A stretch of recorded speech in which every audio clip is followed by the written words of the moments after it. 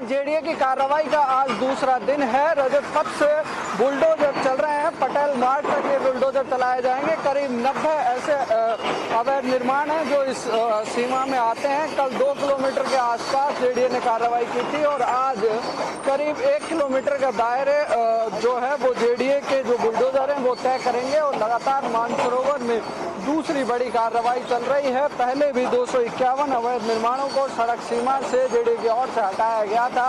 अब उसके बाद न्यू सांगानेर रोड पर 6.5 किलोमीटर का ये इलाका है जिसमें करीब 691 ऐसे अवैध निर्माण हैं जो सड़क सीमा पर बने हुए हैं। उन तमाम निर्माणों पर जेडीए का जो बुलडोजर है वो लगातार चल रहा है। आज दूसरा दिन इस कार्रवाई का है, दूसरे दिन की कार्रवाई आज की जा रही है और तमाम जो जेडीए के अधिकारी हैं वो यहाँ पर मौजूद है।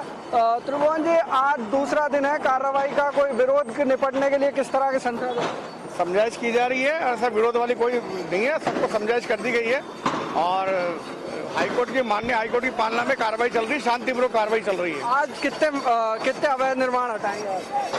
आज लगभग 110 के करीब निर्माणों को तोड़ा जाएगा। आसपास का कितने किलोमीटर का दायरा तय कर लेंगे? लगभग 2 किलोमीटर का दायरा तय कर लेंगे। कल भी 2 किलोमीटर, आज भी 2 किलोमीटर है। स्टील गाड़ी रेस्टोरेंट तक जाएंगे। रजत पथ से हमने काम चालू कर दिया है और स्टील गाड़ी रेस्टोरेंट पटेल मार्ग तक हम जाके समाप्त करेंगे।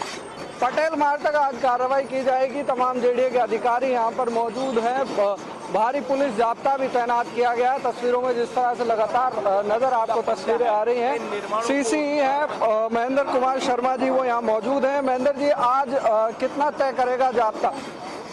देखिए, आज कार्रवाई का दूसरा दिन है और आज हमने रजत पथ चौराहे से लेके और पटेल मार्ग तक का लक्ष्य रखा है कि यहाँ तक आज सड़क सीमा से जो भी अतिक्रमण है वो हटा दिए जाएंगे। कितने मकान इसमें करीब 85 दुकानें हैं और व्यावसायिक शोरूम है। इसके अलावा 20-30 मकान और जो बाउंड्री वॉल्स हैं वो भी तोड़ी जाएंगी। कुछ कोर्ट स्टे भी आए? हाँ, कोर्ट स्टे संज्ञान में आए तो माननीय उच्च न्यायालय के निर्देशों की अनुपालना में विधिक परीक्षण करा के और जॉन की टीम विधिक परीक्षण कर रही है और उसके अनुसार विधिक कार्रवाई, विधि सम्मत कार्रवाई अमल में आएगी। 3 तारीख से पहले पूरी हो जाएगी कार्रवाई? बिल्कुल, लोगों का सहयोग मिल रहा है। ये 3 से 4-5 दिन में हम कंप्लीट कर लेंगे। जेडीए की समझाइश के बाद लोग भी जो अतिक्रमण हटाने के लिए कोऑपरेट कर रहे हैं, क्योंकि जिस तरह से कुछ लोगों ने अपने स्तर पर भी अपने जो अवैध निर्माण है वो हटा लिए थे। जिन लोगों ने अवैध निर्माण नहीं हटाए थे उन लोगों के दुकानों, मकानों, बाउंड्रीज पर अब जो जेडीए का जो बुलडोजर है वो लगातार चल रहा है। आप तस्वीरों में देख पा रहे हैं किस तरह से जो जेडीए के बुलडोजर हैं वो मानसरोवर में दहाड़ रहे हैं। कल करीब 140 से अधिक अवैध निर्माण सड़क सीमा से हटाए थे और आज भी 100 के आसपास जो अवैध निर्माण है उनको जेडीए की ओर से हटाया जाएगा। ये कार्रवाई 3 तारीख तक चलेगी, लेकिन जेडीए के अधिकारी ये मानकर चल रहे हैं कि इस कार्रवाई को 3 तारीख से पहले पूरा कर लिया जाएगा। कैमरा पर्सन मनोज के साथ विष्णु शर्मा, इंडिया न्यूज, जयपुर।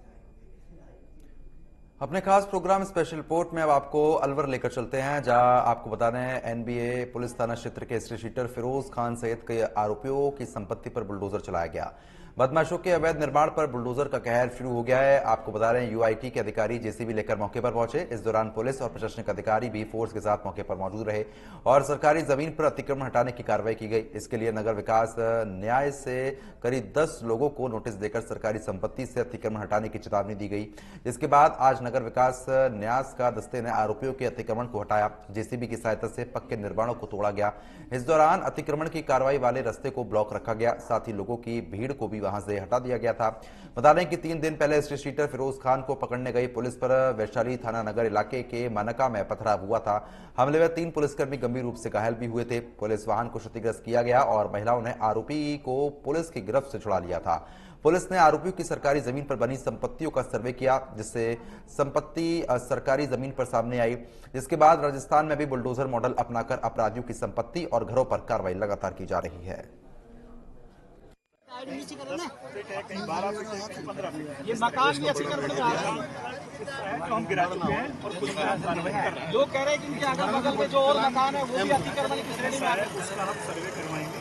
इसको हमने वॉर फुटिंग पे सबसे पहले ये जो थे फिरोज, जो एक अपराधी किस्म का आदमी, इस पे हमें उच्चाधिकारियों के ऐसे आदेश थे कि सबसे पहले इसका काम किया जाए। बाकी हम सारा ही करवाएंगे, जो भी अतिक्रमण यूआईटी का होगा हम उसको हटा अभी 4 दीवारी तोड़ी है, बाकी मकान का हिस्सा भी मकान है। का जो भी हिस्सा है जहां हमने निशान लगाए हुए हैं, रेवेन्यू की टीम से हमने खतरे की पैमाइश करवा के हमने निशान लगवाए, वो अतिक्रमण हम हटा देंगे। जिन्होंने पत्थरबाजी करी थी, क्या ये उन्हीं के मकान है साथ में जो अब वो देखो पुलिस का विषय है, पत्थरबाजी किन लोगों ने करी थी उसके बारे में मैं कुछ नहीं कह सकता। सर प्रशासन का पूरा नाम क्या है सर आपका? मेरा नाम अनिल कुमार शर्मा, मैं ERO हूँ यूआईटी। ये जो आवास है सरकारी ज़मीन पर होना पाया है, अकॉर्डिंगली उसमें हम लोग इमदाद दे रहे हैं और जो जहाँ तक सरकारी ज़मीन है उसको खाली कराया जा रहा है। यहाँ पर कोई भी गड़बड़ नहीं हो, इसके लिए पर्याप्त संख्या में पुलिस बल तैनात किया गया है। आधा दर्जन से अधिक यहाँ थानाधिकारी उपस्थित हैं और सबके साथ 10-10 आदमी का जाब्ता है लगभग, और RSC QRT सभी फोर्स तैनात यहाँ किया गया है। आसपास भी उतना ही फोर्स अलर्ट में रखा गया है। फिरोज के खिलाफ कौन से मुकदमे हैं बड़े के, कब से हिस्ट्री शीटर है? क्या इसके परिवार के दूसरे लोगों के खिलाफ कोई मुकदमे हैं? बेसिकली इस पे दर्जन वर्ष से अधिक मुकदमे हैं जो हमारे अभी तक नॉलेज में आए हैं। उसमें मध्य प्रदेश में भी कुछ मुकदमे हैं और यहाँ पर भी लूट, रंगदारी, मारपीट, हत्या का प्रयास, ये सब मुकदमे इसकी उसमें प्रोफाइल में हैं। इसके परिवार के खिलाफ भी है किसी के? माता पिता परिवार भाई बहन परिवार किसी? के खिलाफ ऐसा भी नोटिस में नहीं आया, उसका भी हम एग्जामिनेशन कर रहे हैं। मन्ना का यहाँ आसपास के कई और जो हिस्ट्री शीटर हैं, उनके बदमाश हैं, उनकी भी क्या इस तरीके की जांच करवाई जाएगी, वहाँ भी कार्रवाई होगी? बिल्कुल, जो सरकारी जमीन है सब मुक्त कराई जाएगी। जो भी कोई भी सरकारी जमीन पर काबिज है ना, वो सरकार के ही कब्जे में रहेगी, चाहे वो राजनेता हो चाहे। कानून में इस तरह की कोई परिभाषा नहीं है और कानून से बड़ा कोई नहीं है। कानून अपना काम कर रहा है। जो जिन 10 लोगों के मकान तोड़े जा रहे हैं वो फिरोज के परिवार के ही हैं, अलग भी हैं?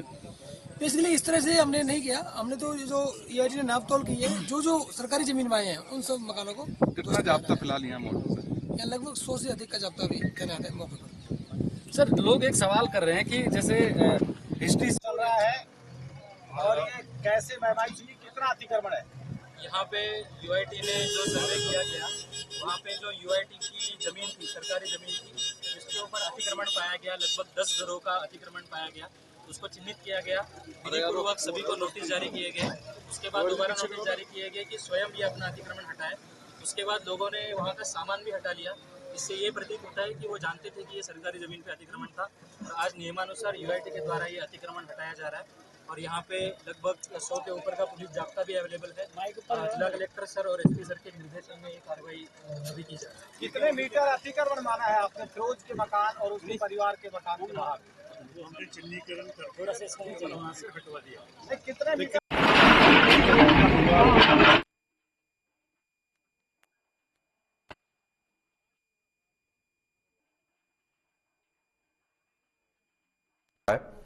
तो राजस्थान में अपराधियों के खिलाफ बुलडोजर मॉडल लगातार देखने को मिला। आपको बता दें इस वक्त की बड़ी जानकारी।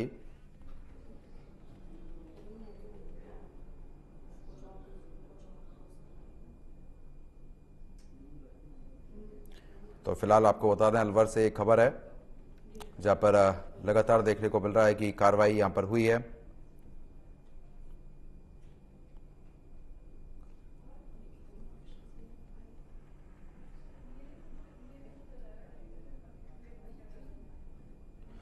और इसी बीच बनवारी लाल सिंगल जी पूर्व विधायक अलवर से हमारे साथ जुड़ चुके हैं बातचीत करने के लिए।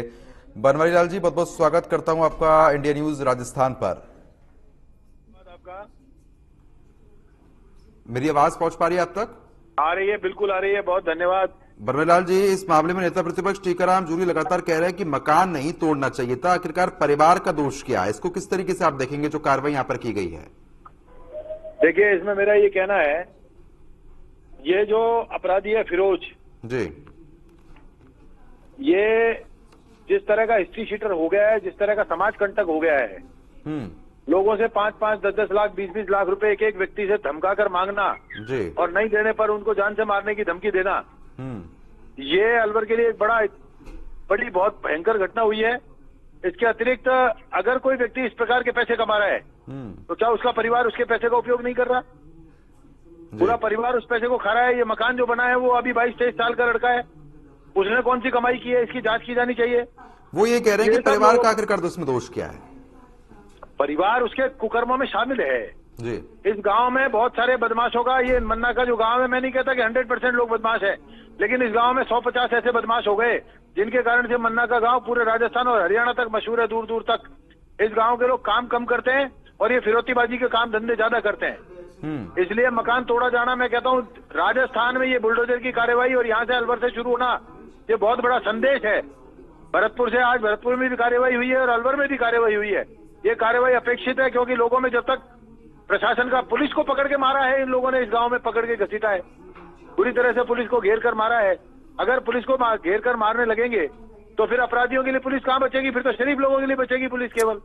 क्योंकि बिल्कुल बनवारीलाल जी, नेता प्रतिपक्ष टीकाराम जूली लगातार ये कह रहे हैं कि संविधान सम्मत कार्रवाई होनी चाहिए थी, जो भी दोषी है उसको आप सजा दे दो, उसके ऊपर आप कार्रवाई कर दो। एक तरफा टीकाराम जी जूली का दोष नहीं है, ये जो समाज है ये पूरा का पूरा टीकाराम जी जूली को एक तरफा वोट करता है, क्योंकि ये या तो वोट देते हैं जात को, नहीं तो देते हैं हाथ को। अब ये चूंकि एससी विधानसभा है इसलिए जात को नहीं दे सकते ये, इसलिए ये हाथ को वोट देते हैं। और जहां जात और हाथ का चक्कर आ जाता है, ये भाजपा को वोट नहीं देते, दूसरी पार्टी को नहीं देते, या तो जाति को देंगे या हाथ को देंगे। टीकाराम जी जूली को इन्होंने सबने वोट देके जिताया है, इसलिए टीकाराम जी जूली इन गलत काम करने वाले माफिया और गैंगस्टर की अगर मदद करते हैं तो मेरा ये कहना है कि वो इस शहर के और समाज के बहुत बड़े स्वयं भी दुश्मन है। अगर वो ऐसे लोगों की मदद करते हैं तो ये जरूर ठीक है कि किसी भी ऐसे निर्दोष को नहीं सताया जाए, लेकिन जो लोग दोषी साबित हो चुके हैं और जिनके मकान सरकारी जमीन पर बने हुए हैं उनको तोड़ा जाना चाहिए। मैं इस कार्रवाई का समर्थन करता हूं। राजस्थान के मुख्यमंत्री और राजस्थान के गृह राज्य मंत्री जवाहर सिंह जी बेडम और अलवर के पूरे प्रशासन का बहुत साधुवाद और धन्यवाद करता हूं। लेकिन बनवारीलाल जी, क्या आपको ऐसा लगता है कि अलवर में पुलिस का जो खौफ होना चाहिए था वो पूरी तरीके से खत्म हो चुका है? देखिए, पुलिस का खौफ कभी खत्म नहीं होता। अगर पुलिस अपनी कार्रवाई पे उतर जाए तो मैं कहता हूं ऐसे गुंडों का कानून की धाराओं में, अगर इनके लिए मानव अधिकार है गुंडों के लिए, तो जिन लोगों को ये तंग कर रहे हैं, जिनसे पैसा लूट रहे हैं, क्या उनके लिए मानव अधिकार नहीं है? उन मानव अधिकारों को उपयोग करते हुए ऐसे लोगों को तो बेहतर हुरों के पास पहुंचा देना चाहिए, मेरा ये मानना है। बिल्कुल, और ऐसे में पुलिस को खुलेआम पीट रहा है फिरोज, तमाम चीजें देखने को मिली थी, पुलिस वालों से गुंडागर्दी यहाँ पर की गई। आप जरूर कहते हुए नजर आ रहे हैं कि पुलिस का खौफ हमेशा रहता है, लेकिन जो तस्वीरें हम लोगों ने लगातार देखी है, जो तस्वीरें लगातार इतने टाइम से देखते हुए आ रहे हैं, खुले तौर पर पैसा मांगा जाता था, पुलिस वालों से बदतमीजी, आम लोगों से गुंडागर्दी, तो उससे तो ये लग रहा है ना कि पुलिस वालों को कितना खौफ बचा ही नहीं है कि ऐसे बदमाश लगातार फल फूल रहे हैं अलवर में। मैं इस बारे में आपको ये कह देना चाहता हूँ, जो पिछला शासन था राजस्थान में, इस पिछले शासन के द्वारा समर्थित ये लोग हैं। इन लोगों ने, शासन के लोगों ने इनकी मदद कर करके पुलिस को कमजोर करने का काम किया, इन गुंडों को मजबूत करने का काम किया। पिछले राज में सीआईएसएफ के जवानों को अंबेडकर नगर में सामुदायिक भवन के अंदर रात को बंद करके, जिस तरह से बेलाका के लोगों ने, मुबीन वगैरह जो गुंडे बदमाश हैं, जिन्होंने राजस्थान के चीफ सेक्रेटरी के भाई का मर्डर कर दिया था उनके पेट्रोल पंप पे, ऐसे गुंडों को बचाने के काम भी इन लोगों ने किए हैं, जो लोग आज यहाँ की कार्रवाई की वकालत कर रहे हैं। मैं तो इनकी कठोर शब्दों में निंदा करता हूँ। समाज कंटकों का जो साथ देता है, निश्चित रूप से वो समाज कंटकों का दोस्त है, वो उनको बढ़ावा देने का काम करता है। चलिए ठीक है, बहुत बहुत शुक्रिया सर हमारे साथ जुड़ने के लिए और बातचीत करने के लिए।